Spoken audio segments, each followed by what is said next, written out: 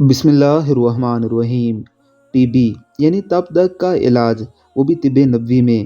ام المومنین حضرت عائشہ صدیقہ طیبہ طاہرہ رضی اللہ تعالی عنہا کہتی ہیں کہ جب رسول اللہ صلی اللہ علیہ وآلہ وسلم کے گھر والوں کو تپ دق آتا تو آپ خسہ تیار کرنے کا حکم دیتے۔ خسہ تیار کیا جاتا، پھر آپ ان کو تھوڑا تھوڑا پینے کا حکم دیتے تھے تو وہ ان میں سے پیتے۔ آپ صلی اللہ علیہ وسلم فرماتے تھے، خسہ غمگین کے دل کو تقویت دیتا ہے، مریض کے دل سے اس طرح تکلیف دور کرتا ہے جس طرح تم میں سے کوئی پانی کے ذریعے اپنے چہرے سے میل دور کرتا ہے۔